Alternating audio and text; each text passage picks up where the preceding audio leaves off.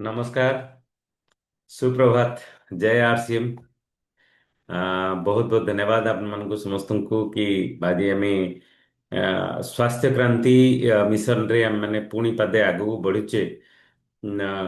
ଯୋଉ ପ୍ରକାରର ଆମ ଭିତରେ ଯୋଉ ଉର୍ଜା ଅଛି, ଯାହା ଆମେ ଏ ସମାଜ ପାଇଁ କରିବାକୁ ଚାହୁଁଛେ, ତ ଆମକୁ ସହଯୋଗ ହଉଛି ଯେ ଆରସିଏମ ଗୁରୁକୁଳ।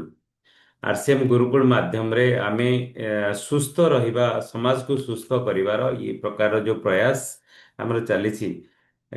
ତ ସେଥିପାଇଁ ଆପଣମାନେ ବି ସେ ଯୋଉ ଗୁରୁକୁଳକୁ ପ୍ରତ୍ୟେକ ଦିନ ଆସିକି ନିଜର ଜିଜ୍ଞାସାକୁ ବଢଉଛନ୍ତି, ଆଗକୁ ବଢିବା ପାଇଁ ବି ଚେଷ୍ଟା କରୁଛନ୍ତି। ତ ସେଥିଲାଗି ଆପଣମାନଙ୍କୁ ସମସ୍ତଙ୍କୁ ବହୁତ ବହୁତ ବହୁତ ବହୁତ ଧନ୍ୟବାଦ। ଯେତେ ମ୍ୟାକ୍ସିମମ୍ ରୁ ସାଥୀଙ୍କୁ ଆମେ ଇନଭଲ୍ଭ କରିପାରିବା, ସମସ୍ତେ ରୋଗମୁକ୍ତ ହିଁ ରହିପାରିବେ। ଆମର ଉଦ୍ଦେଶ୍ୟ ହେଉଛି ଯେ ପୁରା ରୋଗମୁକ୍ତ ଭାରତ ତିଆରି କରିବା, ସମସ୍ତେ ସୁସ୍ଥ ରହିବା, ବହୁତ ଭଲରେ ରହିବା, ଖୁସିରେ ରହିବା, ସମସ୍ତଙ୍କ ପରିବାର ଆନନ୍ଦମୟ ରହିବ। ଇଏ ହେଉଛି ଆମର ମୁଖ୍ୟ ଉଦ୍ଦେଶ୍ୟ। ତ ସେଥିରେ ଗାମା ଅରାଇଜିନାଲ ର ଉପରେ ଆଜି ବହୁତ କଥା ଆମେ ଦେଖିଲେ। ଗତକାଲି ଆମେ ନ୍ୟୁଟ୍ରିଚାର୍ଜ ଉପରେ ବି ଦେଖୁଥିଲେ, ଆଜି ଗାମା ଅରାଇଜିନାଲ ଉପରେ। ତ ଇଏ ଯେ କେବଳ ଗୋଟେ ପ୍ରଡକ୍ଟ ବିଷୟରେ ଚିନ୍ତା କଲେ ହବନି, ପ୍ରଡକ୍ଟ ସହିତ ଆମେ ଆହୁରି ଅନ୍ୟାନ୍ୟ ବହୁତ ସାରା ଜିନିଷକୁ ଆମକୁ ନିଜକୁ ଫଲୋ କରିବା ନିହାତି ଦରକାର। ଯେମିତିକି ସିଡ୍ସ ର ଫର୍ମୁଲାକୁ ଆମେ ଫଲୋ କରିବା ନିହାତି ଜରୁରୀ। ଆମେ ନିଜେ କରିବା, ଅଭ୍ୟାସରେ ପରିଣତ କରିବା। ହଁ, ଆଜି ପର୍ଯ୍ୟନ୍ତ ହେଇପାରୁନି ଏଥିପାଇଁ ଯେ ଅଭ୍ୟାସ ନାହିଁ। ତ ଅଭ୍ୟାସ ନାହିଁ, ଆଗକୁ ହେଇପାରିବ ନାହିଁ। କାରଣ ଯୋଉ ବାକି ଯୋଉ ଜୀବନ କଟି ଯାଇଛି, ସେ ଜୀବନ ବିଷୟରେ ଡିସ୍କସନ କଲେ ବି କିଛି ଲାଭ ହବନି। ଅଲରେଡି ସେ ତ ଅଲରେଡି ସରିଯାଇଛି। କିନ୍ତୁ ଆଜିଠୁ କିଛି ନୂଆ ପରିବର୍ତ୍ତନ ଆମେ କରିପାରିବା। ଧୀରେ ଧୀରେ ଧୀରେ ଧୀରେ ଅଭ୍ୟାସକୁ ପରିବର୍ତ୍ତନ କରିବା, ସିଡ୍ସର ଫର୍ମୁଲାକୁ ଆପ୍ଲାଏ କରିବା। ତ ତା ସହିତ ଆମେ ଯାହା ଆମକୁ ଗାଇଡାନ୍ସ ମିଳୁଛି, ସେ ଗାଇଡାନ୍ସକୁ ଫଲୋ କରିବା। ତ ସେ ନିହାତି ଜରୁରୀ। ଆଉ ସବୁଠୁ ବଡ଼ କଥା ଯେ ପୁରା ସମ୍ପୂର୍ଣ୍ଣ ଭାରତ ବର୍ଷକୁ ଯଦି ନିରୋଗ ରଖିବାକୁ ହେଲେ, ତ ଏ ପ୍ରକାରର ବିଚାରର ପରିବର୍ତ୍ତନ ନିହାତି ଦରକାର। ଆଉ ବିଚାରର ପରିବର୍ତ୍ତନ ସେତେବେଳେ ହେଇପାରିବ ଯଦି ଗୁରୁକୁଳକୁ ଆମେ ଲୋକଙ୍କୁ ଇନଭାଇଟ୍ କରିବା। ପ୍ରତ୍ୟେକ ଦିନ 10-15 ସାଥୀଙ୍କୁ ଆମେ ଇନଭାଇଟ୍ କରିବା, ତ ତାକି ଆମେ ଭାରତବର୍ଷକୁ ନିରୋଗୀ ଆମେ ରଖିପାରିବା। ଯଦି ଆମେ ସତରେ ଆମେ ଚାହୁଁଛେ ଯେ ଆମ ଭାରତବର୍ଷ ସମସ୍ତେ, ଆମ ପଡ଼ିଶା ଘର ବି, ଆମ ପରିବାର ବି, ଆ, ଆମର ବନ୍ଧୁବାନ୍ଧବ ବି ସମସ୍ତେ ନିରୋଗୀ ହେଇକି ରୁହନ୍ତୁ, ତାହେଲେ ଗୁରୁକୁଳ ଆସିବା ନିହାତି ଜରୁରୀ। ତ ଏଥିରେ ଇଏ ମାଧ୍ୟମରେ ଆମେ ଲୋକଙ୍କୁ ବି ଏଇ ଏଇ ଉପଦେଶ ବି ଦେଇ ଦେଇ ପାରିବା ଯେ କି ଗୁରୁକୁଳ ଗୋଟେ ଏଭଳି ଗୋଟେ ସିଷ୍ଟମ ଷ୍ଟାର୍ଟ ହେଇଛି, ପ୍ରତ୍ୟେକ ଦିନ ସକାଳୁ ସକାଳୁ ଆରମ୍ଭ ହେଇଛି ଯେ ରୋଗମୁକ୍ତ ଭାରତ ତିଆରି କରିବାରେ। କାରଣ ଆପଣ ଦେଖିବେ କୌଣସି ଜାଗାରେ ଆପଣ ପାଇବେନି ଯେ ରୋଗ ମୁକ୍ତ ହେଇକି ରହିବା। ସମସ୍ତେ କହୁଥିବେ ଯେ ରୋଗରେ ପଡ଼, ମେଡିସିନ ଖାଅ। କିନ୍ତୁ ଏଠି ସେ କଥା ନାହିଁ। ଏଠି ମେ- ଆମେ ରୋଗ କେମିତି ନହବ, ତ ତା ପାଇଁ ବି ଯୋଜନା ଚାଲିଛି, ଆମେ କେମିତି ସୁସ୍ଥ ରହିବା। ତ ସେଥିଲାଗି ଆମେ ମ୍ୟାକ୍ସିମମ୍ ସାଥୀଙ୍କୁ ଇନଭାଇଟ୍ କରିବା ନିହାତି ଜରୁରୀ। ତ ସେ କଥା ବି ରିକ୍ୱେଷ୍ଟ ବି ସବୁବେଳେ ବି କରାଯାଉଛି ଯେ ଆମେ ପ୍ରତ୍ୟେକ ଦିନ ଦିନ ଭିତରେ ଆମେ ବହୁତ ସାରା ଲୋକଙ୍କ ସାଙ୍ଗରେ ମିଶୁଛେ, ତାଙ୍କ ସହିତ କଥା ହଉଛେ। ତ ତାଙ୍କୁ ଗୁରୁକୁଳକୁ ଯଦି ଆମେ ଇନଭାଇଟ୍ କରିଦେବା, ତାହେଲେ ତାଙ୍କ ବିଚାରର ପରିବର୍ତ୍ତନ ହେଇଯାଇପାରିବ। ଜୀବନରେ କେବଳ ଯେ ନୁହେଁ ଯେ ପଇସା ରୋଜଗାର କରିବା। ଦେଖନ୍ତୁ ଆଜି ଈଶା ମ୍ୟାଡାମ କେତେ ବଢିଆ କଥା କହିଲେ। ଆପୁଲ ମାଲିକ ତାର ତାକୁ ଯେତେବେଳେ କ୍ୟାନ୍ସର ହେଇଗଲା, ତ ସେ ସେତେବେଳେ ଗୋଟେ ଷ୍ଟେଟମେଣ୍ଟ ଦେଇଥିଲା ଯେ ନିଜର ସ୍ୱାସ୍ଥ୍ୟ ପ୍ରତି ଧ୍ୟାନ ଦେବା ନିହାତି ଜରୁରୀ। କେତେ ବଡ଼ ବଡ଼ କଥା। ପଇସା ଅଛି କିନ୍ତୁ ସ୍ୱାସ୍ଥ୍ୟ ନାହିଁ, ପଇସା କୌଣସି ଆନନ୍ଦ ଦେଇପାରିବନି। ବେଡରେ ପଡି ପଡି ପଡି ପଡି ଜୀବନ ଚାଲିଯିବ। କିନ୍ତୁ ପଇସା ଯେତିକି ବି ଅଛି ଠିକ ଅଛି, ଆଗକୁ ବି ଆମେ ବଢେଇ ପାରିବା। କିନ୍ତୁ ସବୁଠୁ ବଡ଼ କଥା ହଉଛି ଯେ ଆମର ସ୍ୱାସ୍ଥ୍ୟକୁ ଯଦି ଆମେ ଠିକ ରଖିପାରିବା, ତାହେଲେ ଆମେ ବହୁତ ବହୁତ ଦିନ ଇଏ ଯୋଉ ସୁନ୍ଦର ପୃଥିବୀ ଭଗବାନ ତିଆରି କରିଛନ୍ତି, ଆକୁ ଆମେ ଦେଖିପାରିବା, ଆକୁ ଅନୁଭବ କରିପାରିବା। ପ୍ରତ୍ୟେକ ଜିନିଷର ଆମକୁ ଆନନ୍ଦ ଆମେ ପାଇପାରିବା। ତ ସେଥିଲାଗି ଏ ଆନନ୍ଦ କଣ କେବଳ ଆମେ ହିଁ ପାଇବା, ଆଉ ଯୋଉମାନେ ଜାଣିନାହାନ୍ତି ସେମାନେ କଣ ପାଇବେନି? ହଁ, ଥରଟେ କେବେ ନା କେବେ ନିଜେ ବି ଭାବିଲେ ବି ଆମକୁ ଲାଗିବ ଯେ କାହାର ନା କାହାର ମାଧ୍ୟମରେ ଆମକୁ ତ ଏଇ ଆନନ୍ଦ ମିଳୁଛି। ତ ଆମେ ଯଦି ଆଉ ପାଞ୍ଚଟା ଲୋକଙ୍କର ଜୀବନରେ ଏଇ ଆନନ୍ଦ ଯଦି ଦେଇ ଦେଇ ପାରିଲେ, ତାହେଲେ କଣ ଖରାପ ହେଲା? ଲୋକ ପ୍ରଥମେ ତାକୁ ବିଶ୍ୱାସ କରିବେନି। ଏଇଟା ମୁଁ ବି ଜାଣିଛି। ମୁଁ ବି 20 ବର୍ଷ କ୍ୟାରିୟର ଭିତରେ ମୁଁ ବି ଜାଣିଛି ଲୋକ ବିଶ୍ୱାସ କରିବେନି। କାରଣ ଏ ଦୁନିଆରେ କେହି କାହାର ଭଲ ତ କହୁନାହାନ୍ତି। ଯଦି ଜଣେ କିଏ ଭଲ କହିବା ଆରମ୍ଭ ହଉଛି, ତ ସେତେବେଳେ ସେ ଲୋକ ଭାବୁଛି ଯେ ନାଇଁ, ଇଏ କିଛି ନା କିଛି ସ୍ୱାର୍ଥ ପାଇଁ କହୁଛି। କିନ୍ତୁ ଯଦି ଆମେ କହି ଚାଲିବା, ଧୀରେ ଧୀରେ ବଢି ଚାଲିବା, ପ୍ରତ୍ୟେକ ଦିନ ଚେଷ୍ଟା କରିବା କିଛି ନା କିଛି ନୂଆ ଲୋକଙ୍କୁ ଏଥିରେ ସାମିଲ କରିବା। ଏଇ ଯୋଉ ସ୍ୱାସ୍ଥ୍ୟ କ୍ରାନ୍ତି, ହଁ, ପ୍ରଥମେ ନିଜେ ଚିନ୍ତା କରିବା ଦରକାର ମୁଁ କଣ କରୁଛି। ମୁଁ ଯଦି ଭଲ କାମ କରୁଛି, ତାହେଲେ ମୁଁ ତାକୁ ଆଗକୁ ବଢେଇ ଚାଲିବି। ଯଦି ମୋର କାମରେ କିଛି ସ୍ୱାର୍ଥ ରହୁଛି, ତ ମୋର ସ୍ୱାର୍ଥ ହଉଛି କଣ ନା ରୋଗମୁକ୍ତ ଭାରତ ତିଆରି କରିବା। ତ ଇଏ ଦୁନିଆ, ସେତେବେଳେ ବି ଗାନ୍ଧୀ ମହାତ୍ମାଙ୍କୁ ବି ଲୋକ ବିଶ୍ୱାସ କରିନଥିଲେ। ତାଙ୍କୁ ବି କ୍ରିଟିସାଇଜ କରୁଥିଲେ। ଦୁନିଆ ସମସ୍ତଙ୍କୁ କ୍ରିଟିସାଇଜ କରେ, ଆଉ ସେଇମାନେ କୁ କ୍ରିଟିସାଇଜ କରେ ଯୋଉମାନେ କାମ କରନ୍ତି। ଆଉ ଯୋଉମାନେ କାମ ନ କରନ୍ତି ତାଙ୍କୁ କୌଣସି କେହି ପଚାରନ୍ତିନି ବି ନାହିଁ। ଆଉ ଲୋକ ଏ ଦୁନିଆରୁ ଯାଇସାରିବା ପରେ ଲୋକ ତାର ପ୍ରଶଂସା କରନ୍ତି। ତ ସେ ଲୋକଟା ଥିଲା, ଏତେ ଭଲ କାମ କରୁଥିଲା। ତ ଆମକୁ ବର୍ତ୍ତମାନ କଣ କରିବାକୁ ଅଛି ଯେ ଆମେ ବହୁତ ସାରା ସାଥୀ, ଆଜି ଟିସିଜି ଗୋଟେ ବହୁତ ଭଲ ହିଣ୍ଟସ ଦେଇକି ଗଲେ ଯେ ଆଗାମୀ 4 ଦିନ ଜଣେ ବହୁତ ଭଲ ପାୱାରଫୁଲ ବ୍ୟକ୍ତି ଆମ ସହିତ ଇନଭଲ୍ଭ ହବାକୁ ଯାଉଛନ୍ତି ଗୁରୁକୁଳରେ, ଆରସିଏମ ଗୁରୁକୁଳରେ। ତ ତାଙ୍କୁ ତାଙ୍କର 4 ଘଣ୍ଟାର ପ୍ରୋଗ୍ରାମ ରୁହେ। ଏକାଥରେ ତ ଆମର 4 ଘଣ୍ଟା ନାହିଁ, ତ ଆମେ 4 ଦିନରେ 4 ଘଣ୍ଟା ଆମେ ନେଇପାରିବା। ତ ସେଥିଲାଗି କଣ ହଉଛି ନା, ଆମେ ଯେତେ ସାଥୀ, ଆମ ନିଜ ଭାଇ ହୁଅନ୍ତୁ, ଆମର ପିଲା ହୁଅନ୍ତୁ, ସମସ୍ତଙ୍କୁ ଆମେ ଯଦି ଗୁରୁକୁଳର ଲିଙ୍କ ପଠେଇଦେଲେ, ତାଙ୍କୁ ବସିବା ପାଇଁ ପ୍ରେରଣା ଆମେ ଦେଇଦେଲେ, ତ ସେମାନେ ବସିଲେ ହିଁ ସେମାନେ ବୁଝିପାରିବେ ନାଇଁ, ଇଏ ଯାହା କହୁଛନ୍ତି ଠିକ କଥା କହୁଛନ୍ତି। ତ ଆମେ ଗୁରୁକୁଳର ଭାଷା କହୁଛେ, ସେମାନେ ମାର୍କେଟର ଭାଷା ଶୁଣୁଛନ୍ତି। ତ ତାଙ୍କୁ ମାନେ ଆମେ କହିବା ଆଉ ସିଏ ଶୁଣିବା, ତା ଭିତରେ ଗୋଟେ ଗ୍ୟାପ୍ ହେଇଯାଉଛି। ତ ସେଥିଲାଗି ଆମେ ପରିବର୍ତ୍ତନ ନିହାତି ଦରକାର। ସେଥିଲାଗି ରିକ୍ୱେଷ୍ଟ ବି କରାହଉଛି। ତ ଆ ଉପରେ ଆମେ ବହୁତ ବଡ଼ ଉପରେ କାମ କରିବା ନିହାତି ଜରୁରୀ। ଆଉ ଦ୍ୱିତୀୟ କଥା ଯେ ଫିଜିକାଲି ଇନଭଲଭମେଣ୍ଟ ନିହାତି ଦରକାର। ଆମେ ଗୁରୁକୁଳରେ ବସୁଛେ, ଡିଜିଟାଲି ଆମେ ବସୁଛେ, ଇନଫର୍ମେସନ ଆମେ ପାଉଛେ, ଠିକ ଅଛି। ଫିଜିକାଲି ବି ଇନଭଲଭମେଣ୍ଟ ଦରକାର। ଫିଜିକାଲି ଇନଭଲଭମେଣ୍ଟ ପାଇଁ ଆମ ଯୋଉ ବହୁତ ସାରା ନୂଆ ସାଥୀଙ୍କୁ ଆମେ ଯଦି ଇନଭାଇଟ୍ କରିବା, ଯୋଉମାନେ ଆମର ଅଭିଯାନ ବିଷୟରେ ବୁଝି ପାରୁନାହାନ୍ତି, ଯୋଉମାନେ ଆଜି ପର୍ଯ୍ୟନ୍ତ ବୁଝି ବି ନାହାନ୍ତି, ତ ସେ ତାଙ୍କୁ ଇନଭଲ୍ଭ କରିବା ପାଇଁ କଟକରେ ଅନଲକିଂ ଲିମିଟଲେସ୍ ପସିବିଲିଟି, ମାନେ ଚାବି ଖୋଲିବ, ଯୋଉ ଅପାର ସମ୍ଭାବନା ଅଛି ଆମ ଜୀବନରେ ପାଇବା ପାଇଁ, ତାର ଚାବି ଖୋଲିବ, ଅନଲକ୍ ହବ। ଅନଲକ୍ ଲିମିଟଲେସ୍ ପସିବିଲିଟି ତାକୁ କରାଯାଇଛି। ତ ଇଏ ପ୍ରକାର ୱାର୍ଡ ଆପଣ କୋଉଠୁ ପାଇବେନି, ଯେ ଯୋଉ ପ୍ରକାର ୱାର୍ଡ ଆରସିଏମ ରେ ୟୁଜ କରାଯାଉଛି। ତ ଉଡାନ କୋର୍ସ, ବୀର ବୀରାଙ୍ଗନା କୋର୍ସ, ତ ଇଏ ବହୁତ ସାରା ଜିନିଷ ଯୋଉଟା କି, ହଁ, କିଶୋର ଟ୍ରେନର ନୁହେଁ, ଟ୍ରାନ୍ସଫର୍ମର ଆମକୁ ଚେଞ୍ଜ କରିବ। ତ ଇଏ ସବୁ ୱାର୍ଡ ଆମେ ବହୁତ, ଇଏ ଯୁଗକୁ ପରିବର୍ତ୍ତନ କରିବାରେ ଆମେ ବହୁତ ମେହନତ ଆମେ କରୁଛେ। ଆପଣମାନଙ୍କର ସହଯୋଗ ବି ଅଛି। ଆପଣମାନେ କରୁଛନ୍ତି, ସହଯୋଗ କରୁଛନ୍ତି। କିନ୍ତୁ ଆ, ଆପଣ ଅନୁମାନ କରୁଥିବେ, ଆପଣ ତ ନିଶ୍ଚୟ ଫ୍ଲାଇଟରେ ଯାଇଥିବେ ସମସ୍ତେ। ରନୱେରେ ଯଦି ଫ୍ଲାଇଟଟା ଖାଲି ଗଡ଼ି ଗଡ଼ି ଗଡ଼ି ଗଡ଼ି ଚାଲିଥିବ, କେବେ ସେ ଉପରକୁ ଉଠିବନି। ଟେକଅପ୍ ସେତେବେଳେ କରିବ ଯେତେବେଳେ ସ୍ପିଡ୍ ଲଗେଇଦବ। ତ ଯଦି ଆମେ ସେମିତି ରନୱେରେ ଖାଲି ଗଡ଼ି ଗଡ଼ି ଗଡ଼ି ଗଡ଼ି ଗଡ଼ି ଚାଲିଥିବା, ସବୁବେଳେ ସେଇ ରନୱେରେ ଗଡୁଥିବା, କିଛି କିଛି ଦିନ ପରେ ଦେଖିବେ ସେ ଯୋଉ ଫ୍ଲାଇଟକୁ ସରକାର କଣ କରିବେ, ଟେକି ଆଣିକି ଯେମିତି ଡାକଡା ରଖିଦେଲେ ଦେଖିବା ପାଇଁ, ସେମିତି ଆପଣଙ୍କୁ ଦେଖେଇଦେବେ, ଦେଖିବା ପାଇଁ ରଖିଦେବେ। ତ ସେମିତି ନାହିଁ, ଆମେ ସେଇ ଟାଇପର ନାହିଁ। ଆମେ ଫ୍ଲାଇଟକୁ ଟେକଅପ୍ କରିବା। ଟେକଅପ୍ କରିବା ମାନେ ଆମକୁ ସ୍ପିଡ ଦରକାର। ଆମକୁ ଆମର ଇଚ୍ଛା ଅଛି, ଆମେ ସେଥିଲାଗି ପ୍ରତ୍ୟେକ ଦିନ ଗୁରୁକୁଳରେ ବସୁଛେ। ଆମର ଆମ ଚିନ୍ତାଧାରା ବହୁତ ବଡ଼ ପରିବର୍ତ୍ତନ। ଆମକୁ ଆମକୁ ଲାଗୁଛି, ଖୁସି ଲାଗୁଛି ଯେ ଆମେ ଗୁରୁକୁଳ ବସିବା ଦ୍ୱାରା ବହୁତ ସାରା କଥା ଶିଖି ପାରୁଛୁ, ଏ ସମାଜ ପାଇଁ, ନିଜ ସ୍ୱାସ୍ଥ୍ୟ ପାଇଁ, ନିଜ ପରିବାର ପାଇଁ ବହୁତ କିଛି ଶିଖି ପାରୁଛୁ। ଆମକୁ ସେଇଟା ଖୁସି ଲାଗୁଛି, ସେଥିଲାଗି ଆମେ ବସୁଛୁ।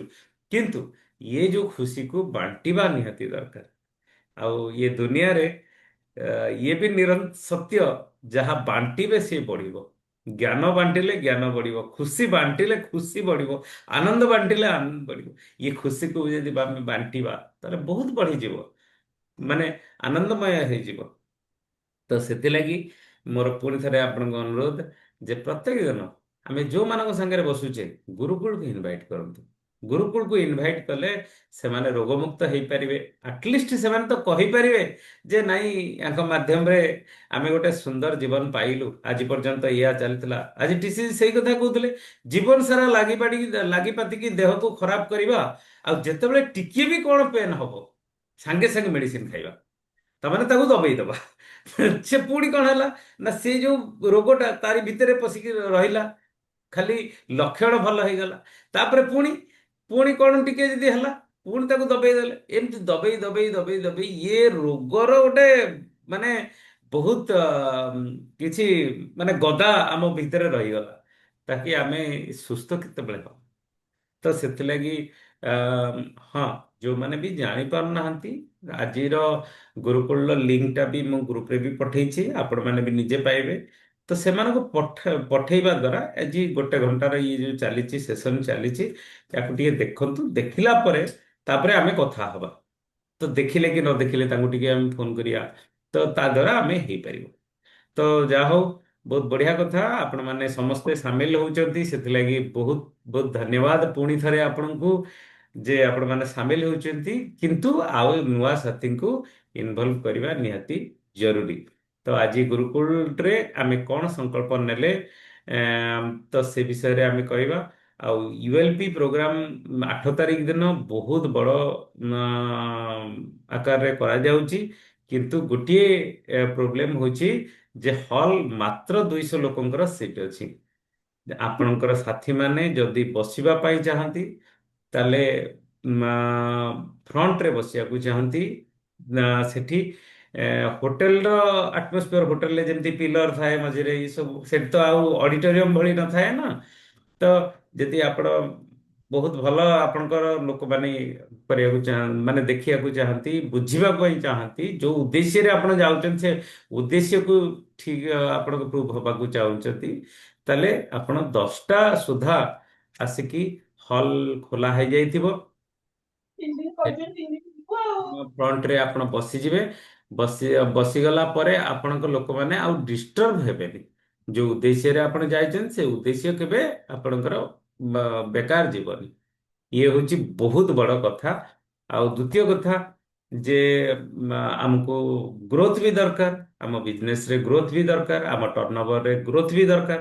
ଗ୍ରୋଥ ବିନା ତ ଏ ଦୁନିଆରେ କିଛି ବି ହବନି। ତ ତା ପାଇଁ ସଞ୍ଜୀବ ଜି ଆସୁଛନ୍ତି। ତ ସଞ୍ଜୀବ ଜି ବହୁତ ବଢିଆ, କାଲି ସନ୍ଧ୍ୟାରେ ରାତି 9ଟା ବେଳେ 2 ଘଣ୍ଟା ଧରିକି ଟେକ୍ନିକାଲ ଆଚିଭର ମାନଙ୍କ ସହିତ ସଞ୍ଜୀବ ଜି ପ୍ରହ୍ଲାଦ ଜୀଙ୍କର ଡିସ୍କସନ ଚାଲିଥିଲା। ମୁଁ ବି ସେଥିରେ ଥିଲି, ବହୁତ ସାରା ସାଥୀ, ପ୍ରବୀଣା ମ୍ୟାଡାମ ବି ଫୋନ କରିଥିଲେ, ମୁଁ ବି ଉଠେଇ ପାରିଲିନି। ଆହୁରି ବହୁତ ସାରା ସାଥୀ, ମନୋଜ ବାବୁ ବି ଫୋନ କରିଥିଲେ, ଆହୁରି ବହୁତ ସାରା ସାଥୀ ଫୋନ କରିଥିଲେ, ଉଠେଇ ପାରିଲିନି। ସରି, ଆକ୍ଚୁଆଲି ଚାଲିଥିଲା, ମିଟିଂ ଚାଲିଥିଲା 2 ଘଣ୍ଟା ଧରିକି। ଆ, ତ ସେ ସେଇ କଥା କହୁଥିଲେ ଯେ ସେ 5,000 ପିଭି ହିଁ ଆମକୁ ଆ, ବହୁତ ବଡ଼ ଷ୍ଟେଜରେ ପହଞ୍ଚେଇ ଦେଇ ପାରିବ।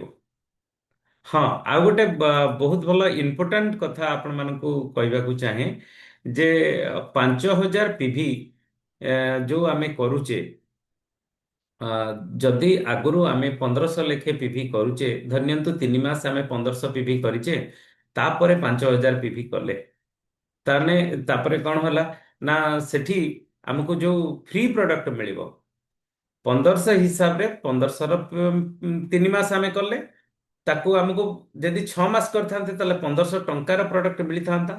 3 ମାସ ଆମେ କଲେ, ଡିସକଣ୍ଟିନ୍ୟୁ କରିନେ, 3 ମାସ କଲେ, ତାମାନେ 750ର ଫ୍ରି ପ୍ରଡକ୍ଟ ମିଳିଲା।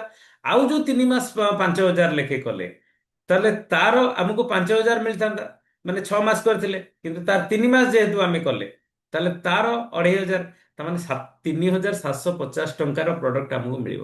ଯୋଉଠି 1,500 ଟଙ୍କାର ପ୍ରଡକ୍ଟ ମିଳିବା କଥା, 3,750 ଟଙ୍କାର ପ୍ରଡକ୍ଟ ଆମକୁ ଫ୍ରିରେ ମିଳିବ।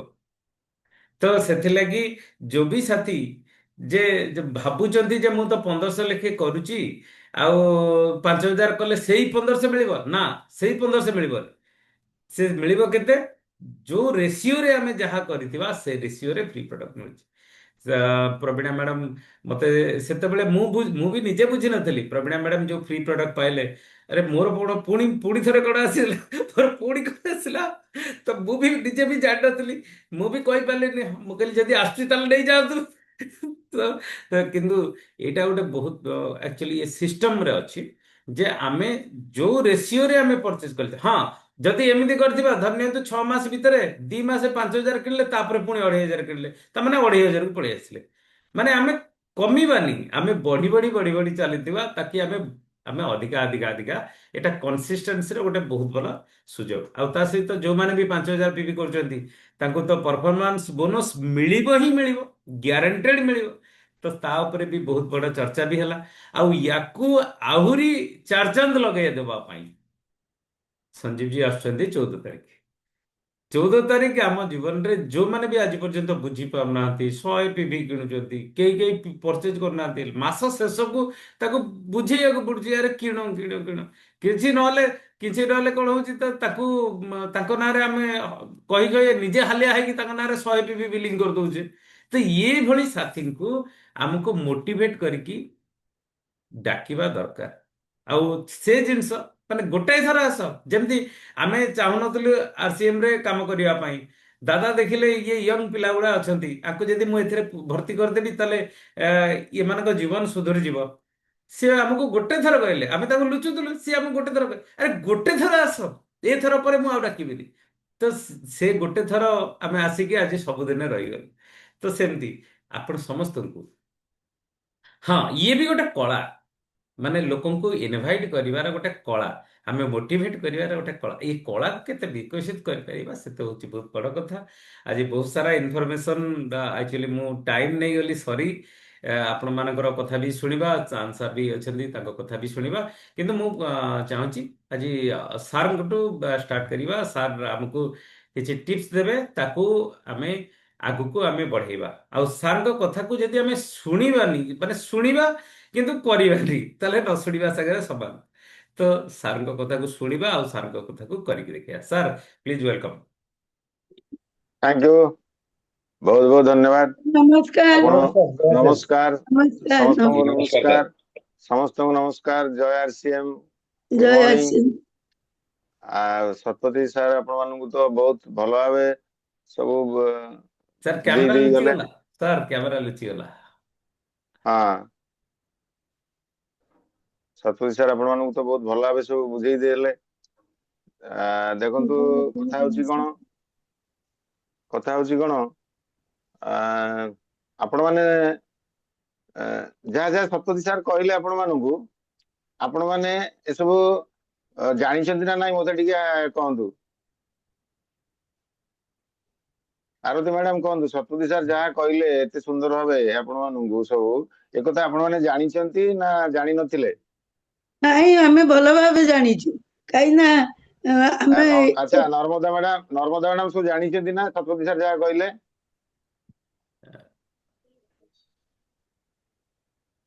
ହ୍ୟାଲୋ ଆଜ୍ଞା। ସାହୁ ବାବୁ, ଆପଣ ସବୁ ଜାଣିଛନ୍ତି ନା ଶତପଥୀ ସାର୍ ଯୋଉ ସବୁ କଥା କହିଲେ, ଏଥିରେ ଏ ସବୁ ବିଷୟରେ ସବୁ ହୁଁ? ସବୁ ଜିନିଷ ଜାଣିଲୁ, କିନ୍ତୁ ଗୋଟିଏ ଜିନିଷ ନୂଆ ଜିନିଷ ଜାଣିଲୁ, 1,500 ବିଭି ଆଉ 5,000 ବିଭି, ଇଏ 3 ମାସ ଇଏ 3 ମାସ, ଇଏ ଗୋଟେ ନୂଆ ଜିନିଷ ଜାଣିଲୁ। ଆଉ ସବୁ ଯୋଡେ ଜାଣିଥିଲୁ। ସେଇଟା ତ ଇନଫରମେସନ। ଆଜ୍ଞା ଶତପଥୀ ସାର୍ ଯୋଉ କଥା କହିଲେ ସେଥିରେ କିଛି ଇନଫରମେସନ ଦେଲେ, କିନ୍ତୁ ଆଜ୍ଞା, କିଛିଟା ଆଉ ଅନ୍ୟାନ୍ୟ କଥା ସବୁ ହଉଛି କଣ, ସବୁ ଆ ଜାଣିଲୁ। ଆଜ୍ଞା ଅନ୍ୟାନ୍ୟ କଥା ହଉଛି କଣ, ଯୋଉଟା ଆମର କଣ କରିବା ଉଚିତ, ଆମର କୋଉ ପ୍ରକାର ଭାବରେ ମାନେ ଆମର ମାନସିକ ଅବସ୍ଥା ହବା ଦରକାର, ମେଣ୍ଟାଲ ଆଜ୍ଞା ଆଟିଚ୍ୟୁଡ ଆମର କଣ ହବା ଦରକାର, ଆମର ଗୁରୁକୁଳରେ ସମସ୍ତେ ବସିବା ଦରକାର, ତାପରେ ଏସବୁ ବିଷୟରେ ଆପଣ ମାନେ ସବୁ ଜାଣିଛନ୍ତି ନୁହେଁ କି? ଆଜ୍ଞା ତ ଆଜ୍ଞା କଥା ହଉଛି କଣ ଆମର ଆପଣ ମାନେ ତ 4-5 ଜଣ 5 ଜଣ 7 ଜଣ ଅଛନ୍ତି। ଆପଣ ମାନେ ବସୁଛନ୍ତି ଯେହେତୁ ଆପଣ ମାନଙ୍କୁ ଭଲ ଲାଗୁଛି, ଚାହୁଁଛନ୍ତି କିଛି ବଡ ଆକାରରେ କରିବା ପାଇଁ, ଆଉ ଗୋଟେ ଅଭ୍ୟାସରେ ଅଛନ୍ତି, ତେଣୁ ଆପଣ ମାନେ ଚାହୁଁଛନ୍ତି। କିନ୍ତୁ କଥା ହଉଛି କଣ ଆ କଣ କରିବା ଆମେ ଆଗକୁ, କଣ କରିଲେ, କଣ ପ୍ରତିଦିନ କରିଲେ କାର୍ଯ୍ୟ ହଉଛି ବଡ କଥା ନା। ଆମର ଆଜ୍ଞା ଜ୍ଞାନ ଆଉ କର୍ମ, ଜ୍ଞାନ କର୍ମ ଆଉ ତାର ହଉଛି ଫଳାଫଳ ପରିଣାମ। ଜ୍ଞାନ ଯଦି 100 ହବ, ତା ସହିତ କର୍ମ ଯଦି 100% ହବ, ତାହେଲେ ଫଳାଫଳ 100% ହବ। ଇଏ ଆମର ସଞ୍ଜୀବ ସାରଙ୍କର training. Knowledge plus action is equal to result. Knowledge ଇଏ ହଉଛି ଆମର ସଫଳତାର, ଆମେ ଯାହା ଚାହୁଁଛେ RCM ରେ କରିବା ପାଇଁ, ଇଏ ନଲେଜ ସହିତ ଆକ୍ସନ ହେଲେ ପରିଣାମ ବା ରେଜଲ୍ଟ ହୁଏ। କିନ୍ତୁ ଆମର କଣ ହୁଏ, ଆମର ଆମେ ସବୁ ଜାଣିକିରି ଆମେ କୋଉ କାରଣରୁ ଆମେ କଣ କରୁ, ମଣିଷ ମାନେ ସାଧାରଣତଃ ଯୋଉମାନେ ସଫଳ ହେଇପାରନ୍ତି ନାହିଁ, ସେମାନେ ବଡ ଆକାରରେ ସଫଳତା ଦେଖନ୍ତୁ। RCM ରେ ଯିଏ କିଛିଟା କାମ କରିବେ, ସେ କିଛିଟା କିଛିଟା ନିଶ୍ଚିତ ଭାବରେ ସଫଳତା ପାଇବେ, ନିଶ୍ଚିତ ପାଇବେ। ସିଏ ତାଙ୍କର ଖାଲି ପଇସାଟା ତ ଏତେ ବଡ କଥା ନୁହେଁ ନା। ଖାଲି ତ ପଇସା କଣ RCM ରେ ଅଛି? RCM ରେ ମିଶିକି ରହିବା ଦ୍ଵାରା ଲୋକେ ମାନେ କଣ ତାଙ୍କର ହୁଏ ନା, ଏକରେ ଭଲ ପ୍ରଡକ୍ଟସ ପାଆନ୍ତି, ସ୍ୱାସ୍ଥ୍ୟ ଭଲ ରୁହେ, ଦ୍ୱିତୀୟରେ ଗୋଟେ ପରିବେଶ ଭଲ ହୁଏ, ଗୋଟେ ପରିବାର ଗୋଟେ ବଡ ପରିବାର ମିଳେ, ସମସ୍ତ ବନ୍ଧୁବାନ୍ଧବ ବଢେ, ଇଏ ସବୁ ଅନେକ କିଛି ମିଳେ। ପଇସା ହଉଛି କଣ ବାଇ ପ୍ରଡକ୍ଟ, ପଇସା ହଉଛି ବାଇ ପ୍ରଡକ୍ଟ। ତେଣୁ ଆମେ କୋଉ RCM ସହିତ ଆଟାଚମେଣ୍ଟ ରହିଲେ ସବୁ ମିଳିବ, କିନ୍ତୁ ପଇସା ମିଳିବ ଯଦି କିଛିଟା, ବହୁତ ପଇସା ମିଳିବ, ଅନ୍ୟକୁ ପଇସା ମିଳିବ କେମିତିକା ସେ ପ୍ରକାରର ଆମର ଏଠି କଣ କାମ କରିଲେ ସିଏ ଫଲୋ ଅପ୍ କରିବା, ତାଙ୍କୁ କେମିତି ଭାବରେ ତାଙ୍କୁ ବୁଝେଇବା, ସିଏ କେମିତି ଇନକମ କରିବେ, ତାଙ୍କର ପାରିବାରିକ ଜୀବନ କେମିତି ଖୁସି ହବ। ଲୋକଙ୍କର ଇନକମ ବହୁତ ଦରକାର। ଆମ ଚାରିପଟେ ଯୋଉ ଲୋକମାନେ ଅଛନ୍ତି, ବହୁତ ଲୋକ ଅଛନ୍ତି ଯୋଉ ପ୍ରକାର ଇନକମ କରୁଛନ୍ତି। ଏ ଗୋଟେ ପ୍ରକାର ଇନକମ ରେ ଯେ ଚାକିରି କରନ୍ତୁ କି ଯେକୌଣସି ପ୍ରଫେସନ କରନ୍ତୁ, ବର୍ତ୍ତମାନ ଯୋଉ ପ୍ରକାର ସମୟ ହେଲାଣି, ଗୋଟେ ଇନକମ ରେ କେବେ ହେଲେ ଭଲରେ ରହିପାରିବେନି। ମେଡିକାଲ ଖର୍ଚ୍ଚ ଯାହା ହେଲାଣି, ଏଜୁକେସନ ଖର୍ଚ୍ଚ ଯାହା ହେଲାଣି, ମେଡିକାଲ ଖର୍ଚ୍ଚ ସାଂଘାତିକ ଭୟଙ୍କର। ଟିକେ କଣ ଏମିତି ସବୁ ସମସ୍ୟା ହଉଛି, ମେଡିକାଲ ଖର୍ଚ୍ଚରେ ଯୋଉ ପଇସା, ଏଜୁକେସନ ଖର୍ଚ୍ଚରେ ଯୋଉ ପଇସା, ସୁଖ ସ୍ୱାଚ୍ଛନ୍ଦ୍ୟରେ ରହିବା, ସୁଖରେ ରହିବା, ଭଲରେ ରହିବା ପାଇଁ ବହୁତ ପଇସା ଦରକାର। ସେ ପଇସା ଆମର ଇନକମ କରିବା ପାଇଁ ଇଏ ଗୋଟେ ପ୍ରକୃଷ୍ଟ ରାସ୍ତା। ତେଣୁ ସେଥିପାଇଁ ଏଥିରେ ନଲେଜ ଦରକାର, ତା ସହିତ ଆକ୍ସନ ଦରକାର, ତାହେଲେ ରେଜଲ୍ଟ ବାହାରିବ। କିନ୍ତୁ ଆମର କଣ ହୁଏ, ନଲେଜ ବେଶୀ ଯଦି ହେଇଯିବ କିନ୍ତୁ ଆକ୍ସନ ଯଦି ନହବ ବା କର୍ମ ଯଦି ନହବ, ତାହେଲେ ରେଜଲ୍ଟ ଜିରୋ। ଆଉ ଯଦି ନଲେଜ କିଛି ନଥିବ, ଖାଲି ଆକ୍ସନ ଥିବ, ଅର୍ଥାତ୍ କର୍ମ ଯଦି କରୁଥିବେ, ମାନେ କିଛି ଶିଖୁନଥିବେ କି ଜାଣୁନଥିବେ, ଅଳ୍ପ ଟିକେ କଣ ଜାଣିକିରି ଇଆଡେ ସିଆଡେ ଦୌଡା ଦୌଡି କରୁଥିବେ, ଲୋକଙ୍କୁ କହୁଥିବେ, ଲୋକ ଶୁଣୁନଥିବେ, ବହୁତ ପରିଶ୍ରମ କରୁଥିବେ, ବିଭିନ୍ନ ପ୍ରକାର କାମରେ ବ୍ୟସ୍ତ ରହିବେ। ଠିକ ମଧ୍ୟ ରାସ୍ତା ଜାଣିଲେ ତ ଟ୍ରେନିଂ ଦରକାର ତାଙ୍କୁ, ସେ ଟ୍ରେନିଂ ସେମାନେ ନେବେନି, ସେମାନେ ଶିଖିବେନି, ସେମାନେ ବହୁତ ପରିଶ୍ରମ କରିବେ, ସେ ସବୁ କହିବେ ଆମେ ବହୁତ ପରିଶ୍ରମ କରୁଛୁ, ଆମର କିଛି ରେଜଲ୍ଟ ହଉନି। ତେଣୁ ରେଜଲ୍ଟ ହବନି। ତାହେଲେ action plus education is equal to result. Zero action ଅର୍ଥାତ୍ ଆକ୍ସନ କିଛି ନାହିଁ, କିନ୍ତୁ ନଲେଜ ବହୁତ ଅଛି, ତାହେଲେ ରେଜଲ୍ଟ ମଧ୍ୟ ଜିରୋ। ଆଉ ନଲେଜ ବହୁତ ଅଛି, ଆକ୍ସନ କିଛି ନାହିଁ, ତାହେଲେ ରେଜଲ୍ଟ ମଧ୍ୟ ଜିରୋ। ଏଇ ତିନିଟା କଥା ଉପରେ ବେସ୍ କରିକିରି ଆମର RCM ର ଆମେ ଭଲ ମନ୍ଦ ଆମେ ପାଇପାରିବା। ତ କଥା ହଉଛି ମାନେ ଏ ଶାସ୍ତ୍ର ମଧ୍ୟ ଅଛି, ଆପଣ ମାନେ ଜାଣିବେ ଯେ ସାଧାରଣତଃ କଣ ହୁଏ, ଲୋକେ ସବୁ ଜାଣନ୍ତି, ଧର୍ମ କଣ ଜାଣନ୍ତି, କଣ କରିବା ଉଚିତ ମଧ୍ୟ ଜାଣନ୍ତି, ଭଲ କଣ ଜାଣନ୍ତି, ଆଉ କିନ୍ତୁ ସେ ତାକୁ ପାଳନ କରିବା ପାଇଁ ଆଗ୍ରହ କରନ୍ତି ନାହିଁ। ଇଏ ଗୋଟେ ବଡ କଥା। ତେଣୁ ଆମର ସବୁ ମୋ ପୁରୀରେ ଗୋଟେ ଯୋଉ ପ୍ରବଚନ ସବୁବେଳେ ହୁଏ, ମୁଁ ସ୍କୁଲ କଲେଜରେ ଯେତେବେଳେ ପଢୁଥାଏ ଗପ ସେଠି ହୁଏ, ବହୁତ ବଢିଆ ଚାଲିଥିଲା। ପୁରୀରେ ଜଗନ୍ନାଥ ମନ୍ଦିର ଏବେ ଗଲେ ବଦଳି ଯାଇଛି, କିନ୍ତୁ ସେତେବେଳେ କଣ ହଉଥିଲା, ମନ୍ଦିର ପାଖରେ ଗୋଟେ ପ୍ରବଚନ ସବୁବେଳେ ଚାଲିଥାଏ। ଆମେ ରାତି 9ଟା 10ଟା ବେଳକୁ ଯାଉ ମନ୍ଦିର ଦର୍ଶନ କରୁ, ପ୍ରବଚନରେ ଅଧଘଣ୍ଟା ଆଣୁ। ସେଥିରେ ଗୋଟେ କଥା, କେତେ କଥା ମୁଁ ଶୁଣେ, ଆଉ କିଛି କଥା ନୋଟ କରି ରଖେ। ଗୋଟେ କଥା ମୁଁ ନୋଟ କରି ରଖିଥିଲି, ସେଟା ହଉଛି କଣ, ସେ ମୋର ତ ଡାଏରୀ ଅଛି, ମୁଁ ପ୍ରାୟ କାଢିକି ପଢେ। ଜାନାମି ଧର୍ମଂ ନ ଚ ମେ ପ୍ରବୃତ୍ତି, ଜାନାମି ଧର୍ମଂ ନ ଚ ମେ ପ୍ରବୃତ୍ତି, ଜାନାମ୍ୟ ଧର୍ମଂ ନ ଚ ମେ ନିବୃତ୍ତି। ଅର୍ଥାତ୍ ଧର୍ମ କଣ ମୁଁ ଜାଣେ, ଉଚିତ କଣ ଭଲ କଣ ମୁଁ ଜାଣେ, କିନ୍ତୁ ସେସବୁ ପାଳନ କରିବା ମୋର ଆଗ୍ରହ ନାହିଁ। କେଉଁଠି ଅନୁଚିତ, ଅଧର୍ମ, ଗର୍ହିତ ଏବଂ ପାପ ଏସବୁ ମତେ ଜଣା ଅଛି, କିନ୍ତୁ ଏସବୁ ପ୍ରତିରୋଧ କରିବାର ଶକ୍ତି ମୋର ମଧ୍ୟ ନାହିଁ। ଇଏ ଏଇ କଥା କୁ କୋଉ ଉପଲକ୍ଷରେ କହିଲେ? ଏ କଥା ଆମର ମାନେ ପୁରାଣର ଦୁଇ ଜଣ ମହାନ ମାନେ ପୁରାଣର ଦୁଇ ଜଣ ବିଶିଷ୍ଟ ଲୋକ, ଯିଏକି ଏଇ କାରଣ ଯୋଗୁଁ ତାଙ୍କର ସେମାନେ ବର୍ବାଦ ହେଇଗଲେ। ସିଏ ହଉଛନ୍ତି ରାବଣ, ଆଉ ସିଏ ହଉଛି କିଏ, ଦୁର୍ଯ୍ୟୋଧନ। ଦୁର୍ଯ୍ୟୋଧନ ସେଇ କଥା କୃଷ୍ଣଙ୍କୁ କହିଲେ, ମତେ ସବୁ ଜଣା, ମତେ ସବୁ ଜଣା, ଧର୍ମ କଣ ଜଣା, ମତେ ଅଧର୍ମ କଣ ଜଣା, ସବୁ ଜଣା, କିନ୍ତୁ ମୋର ସେଥିରେ ଆଗ୍ରହ ନାହିଁ। ସେ ପ୍ରବଚକ ମତେ କହିଲେ, ଆମର ଭିତରେ ସେଇ ପ୍ରକାରର ପ୍ରବୃତ୍ତି ସବୁ, ଯୋଉମାନେ ସାରା ଦୁନିଆରେ ଯୋଉ ଆପଣ ମାନେ ଦେଖୁଛନ୍ତି ଦୁଃଖ କଷ୍ଟରେ ଦିନ କାଟୁଛନ୍ତି, ତାଙ୍କର ସେ ଦୁଇ ଜଣଙ୍କ ଅ, ସାର୍ ଆଜ୍ଞା, ସାର୍ ସେ ଦୁଇ ଜଣଙ୍କର ଅହଙ୍କାର ତାଙ୍କୁ ଇଏ କଲା, ସେ ପରା କର୍ମ ତାଙ୍କ କଲେନି। ଭିତରେ ଅହଙ୍କାର ସେମାନେ ଟା ସବୁ ଥିଲା। ସେମାନେ ସବୁ ଜାଣିଛନ୍ତି। କଥା ହଉଛି କଣ, କିନ୍ତୁ ଅହଙ୍କାର ଅହଙ୍କାର କଣ କି, ସେମାନେ ସବୁ ଜାଣିଛନ୍ତି। ଆମ ଭିତରେ ସବୁ ସେଇଭଳିଆ ରହିଯାଇଛି। ଇଏ ସବୁ ଟିକେ କମ ବେଶୀ ଆମ ଭିତରେ ରହିଯାଇଛି, ଯେ ଆମେ ସବୁ ଜାଣିଛୁ, କିନ୍ତୁ ଆମେ କରିବୁ ନାହିଁ। କାହିଁକି ନା ଆମର ଅଳସୁଆମୀ, ଆମର ସଂକୋଚ ଭାବ, ଆମର ଡର ଭାବ, ସବୁ କ୍ଷେତ୍ରରେ। ଖାଲି ଇଏ ଗୋଟେ ଆରସିଏମ ଗୋଟେ ଅଭିଯାନ ଚାଲିଛି। ଯେତେବେଳେ ସ୍ୱାଧୀନତା ସଂଗ୍ରାମ ଚାଲିଥିଲା, ମହାତ୍ମା ଗାନ୍ଧୀ ଯେତେବେଳେ ଦାଣ୍ଡି ଯାତ୍ରା ଆରମ୍ଭ କଲେ, ସତ୍ୟାଗ୍ରହ ଆରମ୍ଭ କରିଥିଲେ, ହଜାର ହଜାର ଲୋକ ଗଲେ। କେତେ ଲୋକ ଗଲେ ତାଙ୍କ ସହିତ? କଣ ସମସ୍ତେ ଝାସ ଦେଇ ଦେଇଥିଲେ କି? ସମସ୍ତେ ତ ଆଜି ଇଂରେଜ ମାନେ ଯଦି ଭାରତକୁ ଅତ୍ୟାଚାର କରିଥାନ୍ତି, ତାହେଲେ ଭାରତୀୟ ଲୋକଙ୍କ ମାଧ୍ୟମରେ ନା। ଜାଲିଆନାବାଗରେ ଯୋଉ ହତ୍ୟାକାଣ୍ଡ ହେଲା, ସେଥିରେ ମାରିଥିଲା ଲୋକ କିଏ? ଭାରତୀୟ ଲୋକମାନେ ତ ମାରିଲେ, ଇଣ୍ଡିଆନ ଲୋକମାନେ ତ ମାରିଲେ, ସମସ୍ତଙ୍କୁ ମାରିଛନ୍ତି। ତେଣୁ ଆମ ଭିତରେ ସେଇ ଦୁର୍ବଳତା, ଆମ ଭିତରେ ସେଇ ପ୍ରକାର ସବୁ ଆଳସ୍ୟ, ଆମ ଭିତରେ ଯୋଉ ଯୋଉ ପ୍ରକାରର ସବୁ ମାନେ ମନକୁ ମନ କେମିତି କାମ ହେଇଯିବ, କିନ୍ତୁ ସୁବିଧାରେ କାମ ହେଇଯିବ, କମ୍ଫର୍ଟ ଜୋନରେ ଥାଇକିରି କେମିତି କାମ ହେଇଯିବ, ଏସବୁ ଭାବନା ଯୋଗୁଁ ଆମେ ଦୁଃଖ କଷ୍ଟରେ ଭୋଗୁଛୁ। ଆମେ ଅନ୍ୟ ଦୁଃଖୀ, ନିଜେ କଷ୍ଟ ହଉଛୁ। ଆମେ ସମାଜରେ ଦେଖିପାରୁନୁ ଆମ ଚାରିଆଡେ କେତେ ଲୋକ ଦୁଃଖ କଷ୍ଟରେ ଭୋଗୁଛନ୍ତି। ଯଦି ଆମେ ବୁଝୁଛେ, ଯେ ସବୁ ଭଲ, ଏଇଭଳି ଏ ପ୍ରକାର ସିଷ୍ଟମ, ଏ ପ୍ରକାର ଅଭିଯାନ ସମସ୍ତଙ୍କୁ ଉପକାର କରୁଛେ, ଆମେ ପ୍ରମାଣ ମଧ୍ୟ ପାଉଛେ। 20-25 ବର୍ଷରେ ଇଏ ପ୍ରମାଣ ମଧ୍ୟ ଆମେ ପାଉଛେ ଯେ କି ପ୍ରକାର ପରିବର୍ତ୍ତନ ଲୋକଙ୍କର ହେଇଛି। ମୁଁ ଯେତେବେଳେ ଆରମ୍ଭ କରିଥିଲି, ତ ପ୍ରମାଣ ପାଖରେ କେହି ନଥିଲେ, ଓଡିଶାରେ ନଥିଲେ।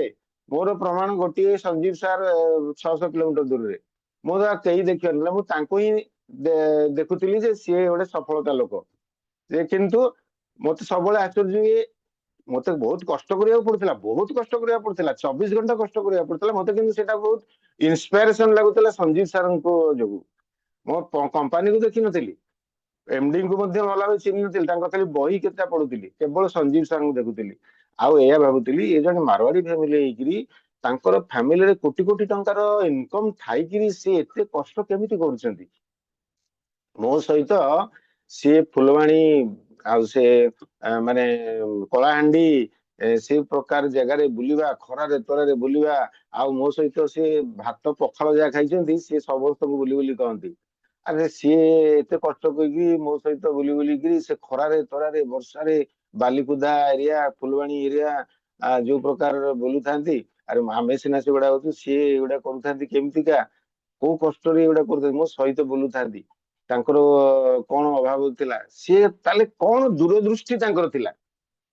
ସେଇଟା ହିଁ ମତେ ଇନ୍ସପିରେସନ ଦଉଥିଲା ଯେ ୟାଙ୍କର ଦୂରଦୃଷ୍ଟି ବହୁତ ଦୂରକୁ ଚିନ୍ତା କରୁଥିଲେ ଯେ ଇଏ ଭବିଷ୍ୟତରେ କଣ ହବାକୁ ଯାଉଛି ଆଉ କେତେ ହଜାର ହଜାର ଲୋକଙ୍କର ଉପକାର ହଉଛି।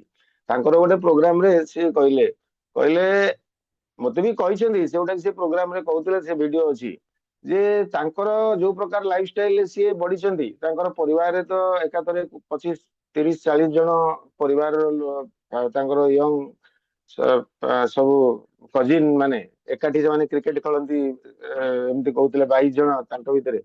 ସେ ପରିବାର ଭିତରେ ଥାଇକି ସିଏ ଭଲ ବହୁତ କିଛି ଦେଖିଛନ୍ତି, ଉତ୍ଥାନ ପତନ ବହୁତ କିଛି ଦେଖିଛନ୍ତି, ଛୋଟ ଛୋଟ ବିଜନେସ ମଧ୍ୟ ନିଜେ କରିଛନ୍ତି, ଏସବୁ କରିଛନ୍ତି। ତ ତାପରେ କଣ ସେ କହିଲେ ଯେ ମତେ ମୁଁ ଦେଖିଲି ମୋ ସହିତ ଯୋଉମାନେ ମୁଁ ମିଶିଲି lower middle class middle class ଯୋଉ ଲୋକମାନେ ସବୁ ଆସିଲେ, ତାଙ୍କ ଭିତରେ ଯୋଉ ଉତ୍ସାହ ଆଗ୍ରହ ଦେଖିଲି ଭବିଷ୍ୟତରେ ସେମାନେ କିଛି କରିବା ପାଇଁ ତାଙ୍କର, ମୁଁ ତାଙ୍କୁ ବହୁତ ସହଯୋଗ କରିବାକୁ ଚାହିଁଲି। ମୁଁ ଚାହିଁଲି ଯଦି ଏମାନଙ୍କୁ ସହଯୋଗ କଲେ ଏମାନେ ଯଦି ଲାଇଫରେ କିଛି କରିପାରନ୍ତି, ଏଇ ପ୍ରକାର ମନୋଭାବ ନେଇକିରି ମୁଁ ଏସବୁ କଷ୍ଟ ଏମିତି ପରିଶ୍ରମ କରୁଥିଲି। ତେଣୁ ସେଇଟା ମତେ ବେଶୀ ଇନ୍ସପାଇରେସନ ଦେଇଥିଲା। ଆଉ ମୁଁ ସେଇଥିପାଇଁ ଏତେ କଷ୍ଟରେ ମଧ୍ୟ ମୋର ମତେ ହେଇଥିଲା 46 7 ଇୟର୍ସ। ଆଉ ସଞ୍ଜୀବ ସାର୍ ମୋଠୁ ତ 7 8 ବର୍ଷ 10 ବର୍ଷ ସାନ। ଆଉ ମୋର ପେଟ୍ରୋଲ ବିମାର ଥିଲା, ମୋର ବାହାରେ ବୁଲିକିରି ଖାଇବା କଷ୍ଟ। ତେଣୁ ମୁଁ ବହୁତ କଷ୍ଟରେ ମୋର ଖାଦ୍ୟପେୟ ହୁଏ, ତଥାପି ମୁଁ ଏସବୁ କାମ କରୁଥିଲି। ଭବିଷ୍ୟତରେ ମୁଁ ସଞ୍ଜୀବ ଜୀଙ୍କର ଆଖିରେ ମୁଁ ଦେଖୁଥିଲି ଭବିଷ୍ୟତରେ କଣ ହବ, ତାହା ହିଁ ହେଲା। ତେଣୁ ଦେଖନ୍ତୁ ଇଏ ବହୁତ ସିରିୟସ ମ୍ୟାଟର, ଇଏ ବହୁତ ସିରିୟସ ମ୍ୟାଟର। ଆପଣ ମାନେ ସମସ୍ତେ ମ୍ୟାଚିଓର ଲୋକ, ଆରତୀ ମ୍ୟାଡାମଙ୍କର ଲିଡରସିପ ରେ ଭଲ ଭାବେ ଡେଭଲପମେଣ୍ଟ କରୁଛନ୍ତି। ଆପଣ ମାନେ ସମସ୍ତେ ବୟସ୍କ ଲୋକ, ଆପଣ ମାନଙ୍କର ଲିମିଟେସନ ବି ଅଛି, ଆପଣ ମାନଙ୍କର ଲିମିଟେସନ ଅଛି। ତ ଆପଣ ମାନେ ଯେ ଅଧିକା ନିଜେ ବ୍ୟକ୍ତିଗତ ଭାବେ ଅଧିକା କରିପାରିବେ ସେଇଟା କେବେ ହେଲେ ମୁଁ କହୁନି ଆପଣ କରିପାରିବେ ଆପଣ, କିନ୍ତୁ ଆପଣ କଣ କରିପାରିବେ, ଆପଣ ଏକୁଟିଆ କିଛି ଅଧିକା କିଛି କରିପାରିବେନି। ମୁଁ ଏକୁଟିଆ ବି କିଛି କରିନଥିଲି, ସଞ୍ଜୀବ ଜୀ ଏକୁଟିଆ ବି କିଛି କରିନଥିଲେ। ତେଣୁ ଏଠି ଆସୁଛି ଯଦି ମୁଁ ବୁଝୁଛି ଯେ ଏ ଅଭିଯାନ, ଏ ସିଷ୍ଟମ, ଇଏ ବହୁତ ସମାଜ ପାଇଁ ଭଲ, ଦେଶ ପାଇଁ ଭଲ, ମୋ ପାଇଁ ଭଲ, ପରିବାର ପାଇଁ ଭଲ, ତେବେ ମୁଁ ସିଷ୍ଟମର ଏମିତି ସିଷ୍ଟମ ଯେ ମୁଁ କିଛି ଲୋକଙ୍କୁ ଆଣିବି। ମୋ ପାଖରେ କାମ କରିବା ଶକ୍ତି ଅଳ୍ପ ଅଛି, ମୁଁ ଜାଣୁଛି ମୋର ଲିମିଟେସନ ଅଧିକା ଅଛି, ମହିଳା ମାନଙ୍କର ତ ଆହୁରି ଲିମିଟେସନ ଅଛି।